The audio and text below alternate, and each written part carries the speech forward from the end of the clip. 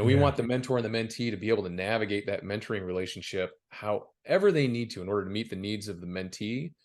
But we Mhm. don't want to make it so rigid and fixed that it's like a one size fits all, because we know that doesn't work for mentoring. Hey, you're listening to the Follower of One podcast. We want our faith to matter full time, whatever we're doing, but especially at work.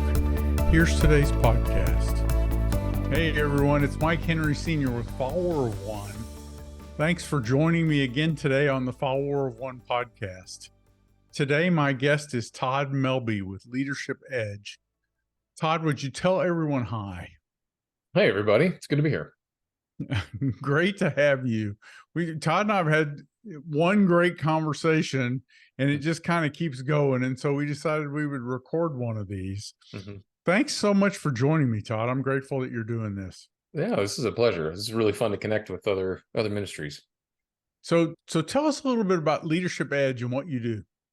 Yeah, Leadership Edge. We are a 30-year-old, actually just turned 30 this month, a 30-year-old Christian nonprofit that focuses on leadership development through mainly one-on-one mentoring. And so our focus has been since 1993 to help young people understand, what does it mean to be a leader of integrity, and what does that mean to be a leader of integrity in all of life. That's where that integratedness comes from. And so we started focused on college students, and it started down in Fort Worth, Texas, and then moved up to Durham, North Carolina, where it was working with Duke students for quite a while. And then it slowly expanded to various universities, and now different city centers across the United States. And we're actually working in Kampala, Uganda as well. Oh, wow. Yeah. And so it's been a fun story to see just how God has led growth in various places through the different people that have had a passion for mentoring for the purposes of leadership development. Very cool. Now, how did you initially get connected with Leadership Edge? Yeah, that's a great story. I was the short version is I was drowning. I was newly married. We'd been married a couple years. We had one son. We had another son on the way. I was running a biotech startup here in Durham, North Carolina, and we were being sued for patent infringement, and so nearly going out of business every day of the week. Oh, and wow. and I was trying to pursue my faith. I was trying to lead my family. I was trying to be a good member of my church and my community. And I just thought, I am unable to do this on my own. God, who do I need to meet in order to start to figure out what's it look like to be faithful in all of these different areas, Lord, you've called me to be in. And so that was around 2011. And in 2012, I went to an event hosted by a local business guy, and bumped into another gentleman at the event who I was just trying to meet Christian businessmen. I invited him out to lunch. I said, "Hey, would love to sit down and just pick your brain on what's it look like to be a businessman living out your faith everywhere." Very cool. And so the guy's name was John Hawkins, and he happened to be the founder of Leadership Edge. And while we were sitting at lunch, about halfway through lunch, he looked at me and he said, "What'd you think about me mentoring you?" And I said, "Well, that seems a little forward, but I suppose I probably use that. So sure, why not?" And so yeah, he just offered it up. And for whatever reason, he was looking at me thinking, yeah, this guy really needs some help, and maybe there's some potential in there. And so yeah, so he proceeded to mentor me for a couple years. And through that, I really grew to appreciate what a mentor can do for you, how they serve you, how they can help you grow and be a model for you.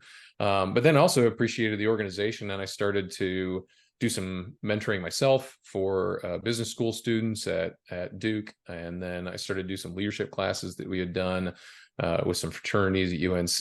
And so I was just kind of involved with the organization that way. All along, not thinking I'd be running the organization, just thought this mentoring thing's pretty good.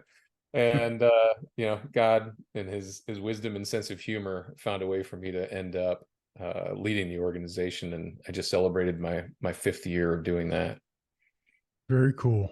And so most of the mentors and the people that are involved with the organization, they're mentoring like recent grads and things like that? Or is it just all across the board? It has become all across the board. When we are talking to mentors about evaluating whether somebody should be mentored or not, Huh? we've moved away. It used to be just college students, and it was really just John at the founding focused on Yeah. college students, but it's since grown as people graduated who'd been mentored and they wanted to do the same thing. Some of them aren't always near universities, and so Yeah. they're different city centers, and so we decided to start training these folks that had an interest in this, but then wanted to help them figure out, all right, who might be the right fit. And so, like I was saying, we don't talk to people necessarily about age as much as we talk about the readiness of a mentee to walk in this intentional developmental relationship. And Mm-hmm. so we've had people as young as 17 and people as old as 55 get mentored through Leadership Edge. However, the general age range is typically between 20 and 35. Mm-hmm. So, just out of curiosity, how'd you become a Christian? Yeah, I can't remember a single moment where that happened. Some people really can remember that time. Mm-hmm. For me, it's very slow and gradual, where I've heard it described of being saved can sometimes be compared to sitting in a chair. Of like, before I'm saved, I might be standing there looking at the chair and convinced the chair can hold me, but until I'm sitting in it and resting in it, I'm not really saved. And so at some point along my life, I decided to take a seat, but I'm not exactly sure when that happened. I know that back in my teens, I grew up in a family that was good. And we'd go to church every now and then, but my father wasn't a Christian. My mother was loosely, but it wasn't something that was a big part of my life. Yeah. In my 20s, I increasingly got the sense of how that it was important, but I wasn't thinking about it the right way. It was more just, can I follow the rules and do the right Mm-hmm. thing? And then in my 30s, it's really when God got a hold of me. Shortly before that time, I started getting mentored, but it was just this realization of, wait, I remember starting the church I go to right now in Durham and hearing the gospel preached so clearly week in, week out, and this articulation of what God's grace was and how desperately we needed salvation, and dead in our sins and trespasses. There's nothing we can do, and that's when it really hit me of, wow, this is what it means to walk with Jesus. And so at some point in my early 30s, it really hit home and became something that was primary in my life, as opposed to just an add-on that was what I thought was good for me, as opposed to, no, I'm following Jesus wherever he's going. Yeah, exactly. Well, that's very cool. Mm-hmm. And so I want to get back to Leadership Edge a little bit. So how do people, let's talk a little bit about how people, and we'll have links to the website. It's lead-edge.com, correct? Mm-hmm. Yep. We'll have links to the website and links for how to connect with Todd in the show notes. But how does somebody who wants to be a mentee, they want mentoring, Mm-hmm. how would they reach out to you guys or get connected? Who's the right target market kind of person for you, or business or situation? What's the right setup? Yeah, I'd say the easiest way to self-assess if Leadership Edge mentoring is right for you is you have a great sense of this vertical relationship with the Lord, and really wanting to honor him and glorify him with your life, but not exactly sure how to do that, and would love someone to walk with you and help you understand, how do I take the influence of this vertical relationship in my life and help to influence the relationships horizontally around me. And the way that we go about addressing that is through our first term of mentoring. People walk through what we call the life vision statement. And that vision statement is important because in Proverbs 29:18, it says, where there is no vision, the people go unrestrained. And we really saw that at Leadership Edge. We saw that early with some of the first mentees, that mentoring was great as long as the mentor was present. But when the mentor left the relationship, the mentee just kind of started drifting with the world again. Yeah. And so what we wanted to accomplish was leave them with more than what they came in with. And Hmm. part of that thing we're leaving with them is a vision for all of life, for the rest of life. And so if people are ready for understanding what does it look like for me to live out a vision for all of life, for the rest of life, then this is a great opportunity for you. It's the setup is not meant to go on in perpetuity. Hmm. I mentioned earlier, it's intentional and it's developmental. Our mentoring relationships will typically go 8 to 16 months, in Uh-huh. that range, and depending on the needs of the mentee.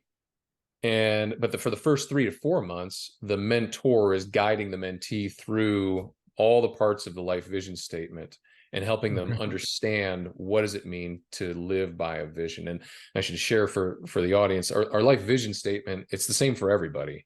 It's by God's grace to step forward as God's man or woman in my spheres of influence to serve his purposes for his glory. Hmm. And so we break that down phrase by phrase, walking the Yeah. mentee through scripture that's supporting each part of that phrase, helping them understand why is this a biblical vision that I could live out, and is if I'm where I am today, it's going to set my trajectory to land where I want to land, at the end Yeah. of my life. And then at the end of those 3 to 4 months, the mentor will ask the mentee, is this something you want to continue living out, and would you like to move on in our relationship to dig a little deeper into what does it mean to lead in light of this vision? And then they can decide to continue on from there with different content we have. But ultimately, at the end of that time, we want the mentee to leave with a vision for all of life and greater dependence on the Holy Spirit, so that they're not dependent on the mentor, but they're dependent on God to continue guiding them after Exactly. that relationship. So that's where we want to get them to. Exactly. That's very cool. Mm-hmm. So now then it sounds like that you prepare these mentors Mm-hmm. as well. So people who have an interest in being a mentor, is that something that you're regularly kind of looking for as well? Absolutely. Yeah. We started a mentor training program about, I don't know, 7 or 8 years ago. And we'll do that periodically throughout the year, at least an open one, where we'll just send out an email to anybody who's been on our listserv and let them know, hey, there's another one coming up. You're welcome to join in and get trained, or invite friends, pastors, whomever, in your circles. Go ahead and invite them in if you think they'd be interested in this as well. And so it's a 4-week course that it currently costs $75 to go through. It's a very nominal fee to go Yeah. through the training, but people can register, sign up. They get access to our learning management system, where they can go through content ahead of each live session for 4 weeks. And we do that because a lot of people have expressed to us this unease about going into a mentoring relationship. Like, I'd Hmm. like to do it, but I'm not exactly sure how to do it. And Hmm. so what we want to encourage people that if they're a faithful follower of Christ, this is something they can do, and it's something they've been called to do. And in fact, we tell everybody, we get our call for mentoring from the Great Commission. It's that Jesus was telling us to go and make disciples, and he says, teaching them to observe all that I've commanded you. And so we look at that observe word as the linchpin for the mentoring piece. I'm not just passing on knowledge to somebody, but I'm modeling out what does it look like to live out a life of faith with Christ. But I thought it had to be a class. Yeah, exactly. And this 4 weeks is a class, but we're really just trying to put courage into you to, one, invite somebody Yeah. into that mentoring relationship like I got invited into. Hmm. And Yeah. then we'll give you some, we the way I look at it is, we're not putting uh you know railway lines down for you to run on. We're putting Hmm. guardrails up so you don't end up in the ditch. We Yeah. want the mentor and the mentee to be able to navigate that mentoring relationship however they need to in order to meet the needs of the mentee. But we Hmm. don't want to make it so rigid and fixed that it's like a one size fits all, because we know that doesn't work for mentoring. And so we want to give you some handholds. We want to give you some confidence and set you off walking through that vision statement, and then some other stuff after that. But again, we want mentors to build confidence that they can do this, and they can do this over and over and over again, and that they can help the mentee develop that same mindset as well and multiply this over and over again. I mean, that's what Jesus wanted us to do. And so we want to continue that on. So do you have like any mentors and mentees that do they like meet virtually? We do have some meet virtually. We love it when people are in the same location. I think that's ideal to sit down face to face in person. But and this is funny enough, we were doing this before COVID even hit. But yeah, during COVID, we certainly had everybody move their mentoring relationships online, and we have, if people don't have a Zoom account, we have that available for people to utilize to make the most of their mentoring relationships. But yeah, we have people that I've mentored people in different parts of the country. I've mentored a guy in the Caribbean. I mentored a guy up in New Hampshire. Yeah. I've mentored people all over, and those are great relationships. Mhm. But I'm always looking for somebody in my church or my community that I could spend some time with. Yeah, I live a lot on Zoom anymore too. I have a lot of conversations and relationships. I really think that we're all learning to get okay with this kind of Mhm. distance compensated kind of connection. Yeah, yeah. And it So can it's definitely be definitely, effective. It can definitely be effective. I mean, I've had some great mentoring relationships with guys online, and I know other folks within Leadership Edge have as well. But if I had to choose, I would choose in person. yeah. And you're talking about guys, but you guys, you're helping people, guys or girls, mentoring, Yes. right? Yeah. Thank you. We started off just men, but over the years, we are now probably 50-50 men, women being Hmm. mentored at any particular time. And that's been a great thing to see grow within Leadership Edge is the male and female relationships in different parts of the country and different parts of the world. Yeah. Very cool. And you talked about the cost of the mentor training. Mm-hmm. Is Mm-hmm. there cost for the mentee? No, there's no cost for the mentee. And that's probably comes more out of the heritage of starting at a university and knowing that Mhm. they didn't have any money to pay for something like that. But we really, Yeah. we want to make this as accessible as possible to as many people as possible. The Lord's really put that on my heart and convicted me of that this is not something to turn into a big money maker, but instead, how can we make this a great tool that the church can use wherever the church is? And so that's why we just have a small fee for the training, and then we have fees for some other training courses that we do as well. But really, we're just asking the mentor and the mentee to spend time together, and our effort is how do we train the mentor to be as great as they can be, and invite the mentee in to become a mentor as well, and then we make an ask of the mentors and mentees. If they've been served well, then we would love for them to pay it forward. You said that the mentoring relationships are, you kind of time bound them as well, right? So that Mm-hmm. helps everybody.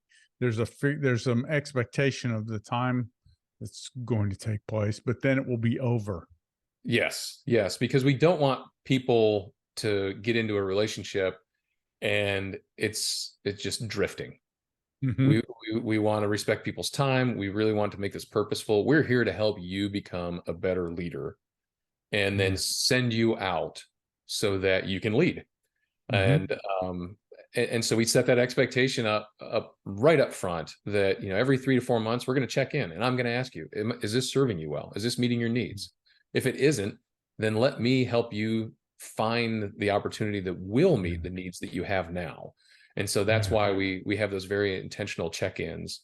And Mhm. it's not to help the mentor feel good about themselves and feel puffed up about, oh, I'm so great. This is a conversation that we want to level with one another and figure out, is this going to serve you well? And then Yeah. more often than not, it's actually the other way around, where the mentor needs to, in a sense, kick the mentee out of the nest of like, I Mhm. think I've given you everything I can, and here's where I see the Lord calling you to next. Let me help you get to that next thing. Yeah. Another important caveat on that, though, is we always end mentoring relationships with this understanding that we may not be in a formal mentoring relationship anymore, but we're always going to be friends. Yeah. And so when you need something, please reach out. I'm here. And so that's something we want everybody to have confidence in as they're ending their mentoring relationships. Yeah. I think it's really cool and well thought out. I mean, you would expect that since you guys have been going for 30 years. So that's great. There is some credibility in the longevity. Yes, So absolutely. And we're grateful for it. To think that such a small organization could make it for that long is really, it's just more evidence of God's grace. But we are thankful that over that period of time, we've been able to develop something that we believe really helps folks yeah. to step into the opportunities to develop folks. Well, it's very cool. It's an encouragement to me. One final thing I wanted to ask you about, though, Mhm. can you share a story of a successful kind of interaction that a couple people had? I'd say some of the most encouraging stories are just later on in life when you see people stepping into opportunities that they may not have otherwise.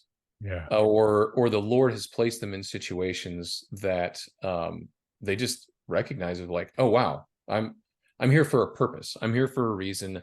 This is my opportunity to live out that vision statement. I'm going to, by God's grace and for His glory, step forward into this situation. So the husbands that might be frustrated in their marriage, instead of backing out and pulling the ripcord, instead they're pressing in to be the men they need to be in those marriages.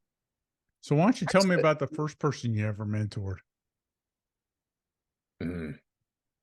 It's actually funny. The first person I ever mentored, I feel like I needed to apologize to after I got done mentoring, because I had this was before we had our formal training, Uh-huh. and so I was I was basically just trying to remember. All right, well, what did my mentor do for me, Mm-hmm. and can I do something similar to that?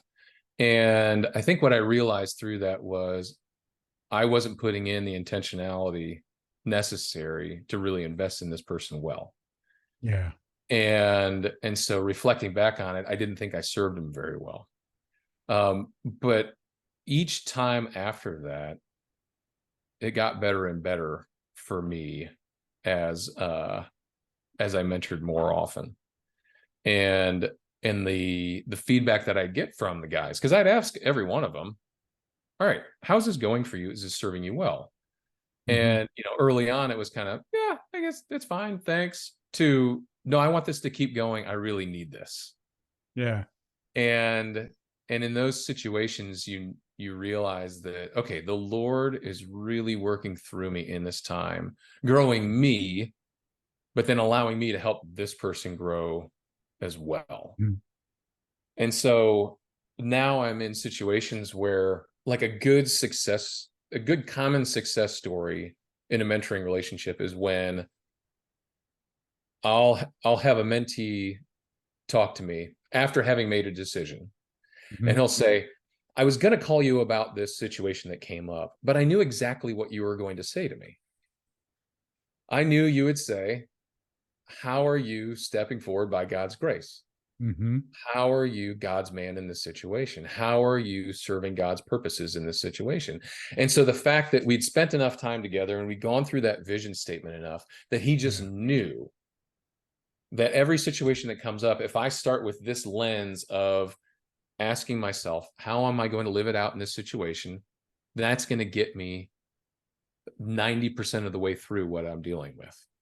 Yeah. And I'll be heading in the right direction as far as glorifying God at the end of what I do. Yeah. And so when I have a mentee tell me that they've gotten to that point, then that's success. And that's such an encouragement. I'll from time to time, I'll quiz a guy towards the end of our mentoring. I'll be like, all right, tell me the life vision statement again.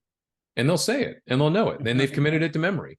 And because they see the value in it, and they want to make that something that informs the way that they go about all their relationships, whether Mm-hmm. it's I recently mentored a guy who he's from Uganda, and he was going to grad school, and he had Mm-hmm. met a young woman, and he's away from, and so you think about all these situations. This is a young man who'd been away from his family for 5 years, Mm-hmm.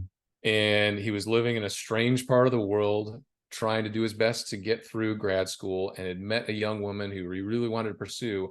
And I was a significant influence into how he went about doing that. And, now he's engaged and he's getting married in September. And it's just a great thing to have walked along somebody with that. And then to encourage them each step of the way, or to be able to reflect back with them on how far God has brought them, and celebrate that. That's a great success in those mentoring relationships. Yeah, that's a great story. Yeah. And I will say another, and this is how I would encourage other people to get engaged with mentoring, is that a lot of folks are in those similar situations. They don't have their family nearby, or maybe they come from a broken family. And the fact that you can be there to walk along with them and like I said earlier, put courage into them is such a gift that most people are not going to get. I mean, I've sat down with guys and watched them walk through hard things. And then I've told them at the end of it, I'm proud of you. And they've broken down into tears because they haven't had anybody tell them that they're proud of them. And it's a shame, one, that's the case for them, but we live in a broken, fallen world. And so that's going to happen. And so if we can step into that and start to repair and redeem some of that brokenness just by walking alongside somebody, that's a great gift you can give to somebody. Exactly. So that's right. No, that's great. I appreciate the way you came up with those stories. It's helpful to help people understand what's going on. And so I'm grateful for you doing this podcast interview. Thanks very much. Oh, absolutely. It's been a pleasure. I think one of the things that I can share with folks is just that we've started offering up a leadership development program that has taken a lot of what we've done over the last 30 years and packaged it into something that we hope will be a blessing for church leadership teams and other ministry teams that really want to understand, what does it look like to have our entire team on the same page with regard to biblically based, God-centered leadership. And so we're all singing from the same hymnal, if you will, but then equip them and their lay leaders to be able to develop other leaders through mentoring. Yes. And so while we've been doing this for years for individuals coming to us, we're now working with other organizations to help them do the same thing, and equipping them and walking with them to empower their people to develop more folks, to develop more leaders. So no, and that's great. I'm glad you mentioned that. I got so wrapped up in the mentoring thing that I forgot to ask you about that. But that's but I think that's very important, because I also see this tendency almost where we get busy doing what we're doing. And so the church isn't really speaking about developing these kinds of leaders who are making a difference in their sphere of influence. And encouraging a church at the staff level and at the leadership level to be creating that kind of leadership all throughout their organization is another way to kind of help believers be difference makers in their everyday environment. So it's exciting. Yeah, and it's not just within the walls of the church or the walls of the business. It's everywhere that you're influencing, whether it's your marriage, family, career, community, church, whatever it is. That's where you can be leading. And we as the church are called to do that, and we're hoping that we can help churches and other organizations do that more intentionally, instead of getting caught up in the doing of the mission. We can inject leadership into the achievement of the vision for these organizations. Yeah, that's very cool. Well, like I said, thank you very much for doing this. I'm grateful. I want to encourage our listeners to connect with Todd. Link to his LinkedIn profile will be in the show notes. You can go to lead-edge.com and learn all about the organization and learn more and connect with him there too. Yeah, I'd love to connect with folks who are passionate about this, and folks that are interested in learning more. We want to be a blessing to the church and send out leaders into the world. So, Mike, thank you for having me on. I really appreciate you taking the time. It's been a blast. Thank you. And listeners, also take a minute right now. Don't forget this. Share this podcast with someone else. Just one other person. Who else do you know that needs to hear about this? We're working in Follower of One to kind of help everyone see that there are opportunities and things that we can all do as believers to make a difference in the lives of the people that we interact with. And so here's another resource, leadershipedge.com. Go check it out and share this podcast with your friends. Thanks for listening to our podcast, to the Follower One podcast. Remember, what we do because we follow Jesus matters forever. And so thanks very much. Follower One is an online community of people who intentionally follow Jesus every day, at work or wherever we are. Join us at community.followerofone.org, and don't forget to subscribe and share it in your various social media channels. Thanks for listening.